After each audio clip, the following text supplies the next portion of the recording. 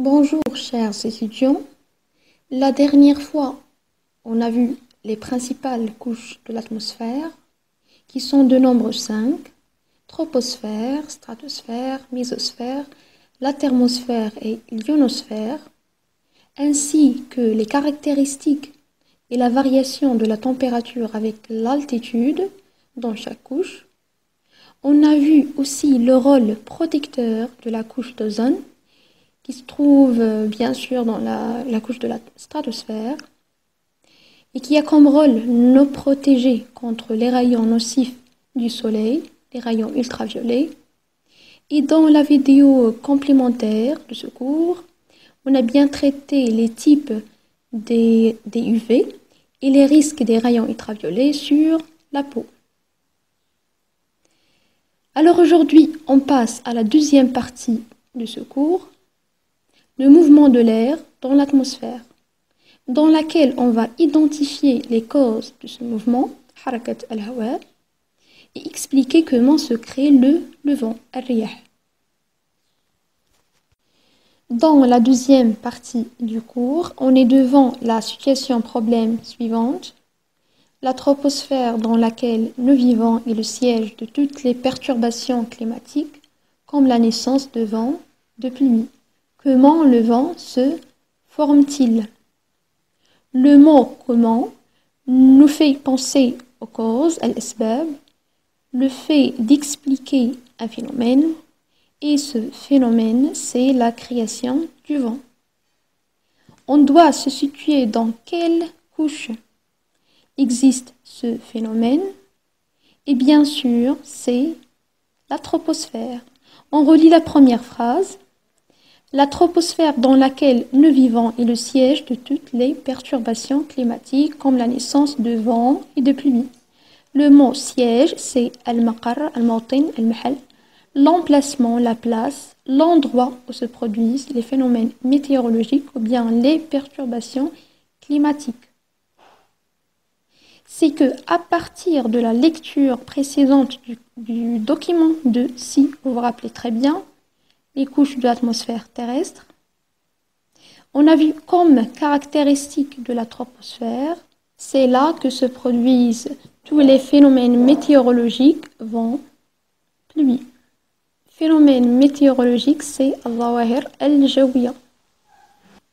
À partir de la lecture d'activité documentaire 2, on va répondre à la question « Comment le vent se forme-t-il » Mais avant la lecture de document 1 et 2 de l'activité 2, on va voir ensemble une vidéo explicative qui répond brièvement de comment se crée le vent.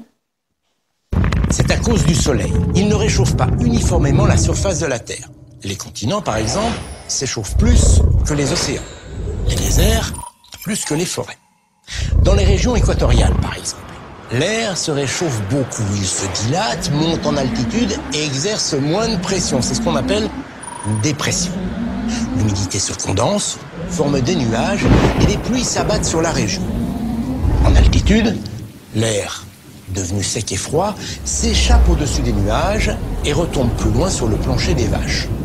Ces masses d'air froid et sec qui descendent exercent de plus en plus de pression. Elles forment ce que l'on appelle les anticyclones, synonyme de temps sec et ensoleillé. C'est cette différence de pression entre l'anticyclone et la dépression qui est à l'origine des vents dominants. L'air est propulsé de l'anticyclone vers la dépression où il est aspiré. Mais comme la Terre tourne sur elle-même, l'air ne se déplace pas en ligne droite. Il est dévié. Et bien c'est ainsi que se forment les grands vents que Tanguy va rencontrer au cours du vent des globes. Les alizés aux tropiques et les vents d'ouest aux latitudes plus élevées. Maintenant, pour mieux comprendre ce phénomène, comment se crée le vent, on fait une lecture de document 1, mouvement de l'air. Lorsque la température d'une région augmente, l'air devient chaud plus léger, il s'élève et la pression de cette région diminue. On a alors une dépression zone D. L'air froid plus lourd descend en créant une région de haute pression, anticyclone, zone A. Ceci entraîne le mouvement de l'air de la région de grande pression vers la région de basse pression. On a alors formation du vent.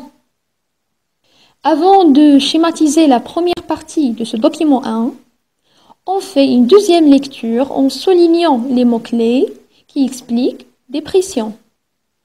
Lorsque la température d'une région augmente, عندما ترتفع درجة حرارة منطقة ما, l'air devient chaud. يصبح الهواء ساخنا. Plus léger, c'est أخف. Il s'élève, يرتفع, il monte. Et la pression de cette région diminue. وتتناقص ضغط هذه المنطقة. يتناقص الضغط. On a alors une dépression, zone D. Zone D, c'est منطقة الضغط المنخفض. Dépression, c'est ضغط منخفض. On résume tout cela dans un schéma. Schéma 1, dépression. Température d'une région augmente.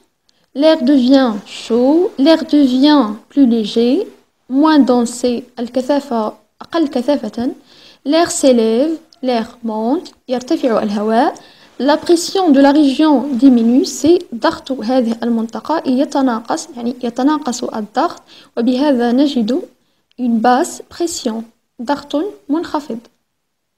Et tout cela fait la dépression, منطقة الضغط المنخفض. On la donne comme symbole D. C'est la première lettre du mot dépression. De même, avant de schématiser la deuxième partie de ce paragraphe, on fait une deuxième lecture en soulignant les mots-clés qui expliquent anticyclone, zone 1, ضغط مرتفع. On a l'air froid plus lourd, الهواء البارد الأثقل يعني plus lourd, descend يعني ينزل إلى الأسفل en créant une région de haute pression. Région de haute pression, c'est منطقة الضغط المرتفع, qu'on l'appelle anticyclone. On donne pour anticyclone comme symbole la lettre A, qui est la première lettre en majuscule, du mot anticyclone. Le schéma 2 résume tout ce qu'on a vu dans anticyclone. La température d'une région diminue. تتناقص حرارة منطقة ما, يكون كناتج أن l'air devient froid, يصبح الهواء بارداً. L'air devient très lourd c'est plus dense, ça veut dire que يعني أصبح الهواء أكثر كثافة, أثقل, très lourd. L'air descend, فينزل إلى الأسفل. الهواء ينزل إلى الأسفل, il descend.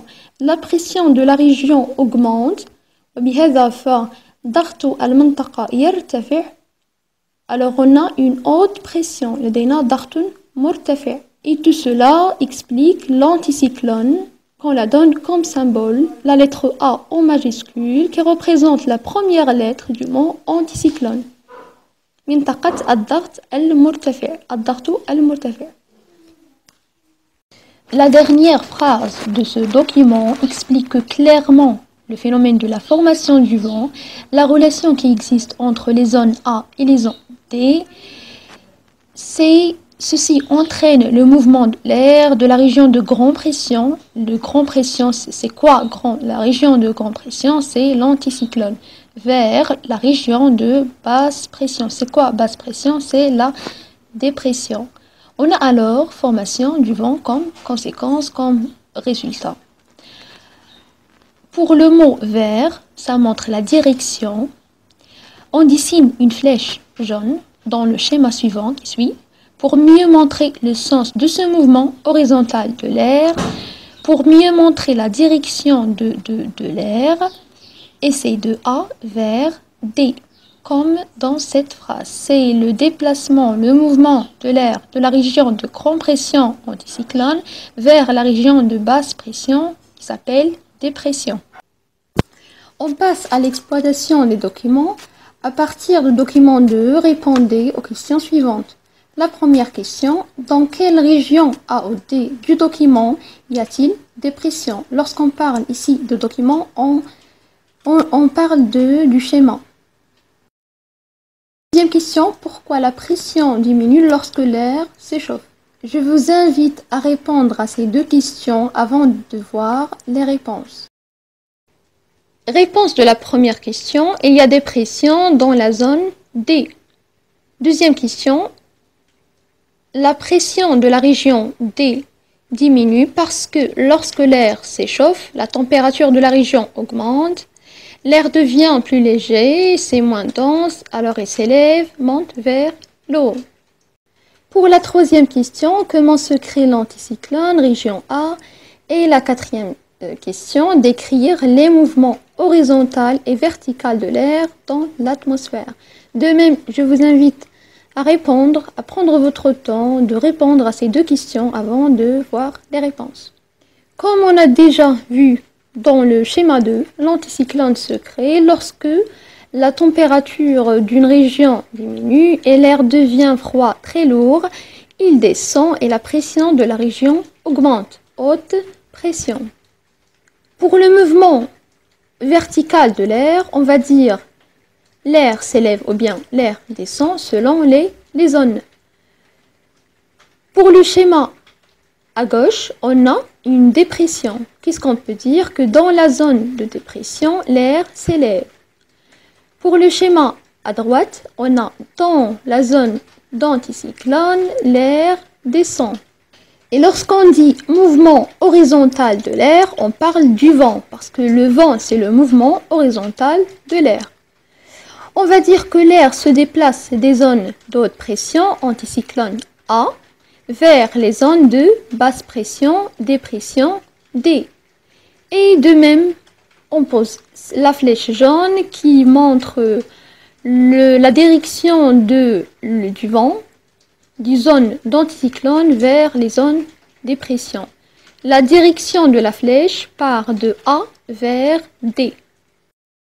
Pour la cinquième question, rédige une conclusion en répondant à la question « Comment le vent se forme-t-il » Je vous invite à essayer de rédiger une conclusion en répondant à la question « Comment le vent se forme-t-il » avant de voir la réponse. Comme réponse de la cinquième question, le vent est dû à la différence des températures dans différentes zones de la Terre. Le vent, c'est aussi le déplacement horizontal de l'air des zones de haute pression vers les zones de basse pression. C'est comme on dit que le vent est le mouvement horizontal de l'air des zones d'anticyclone vers les zones de dépression.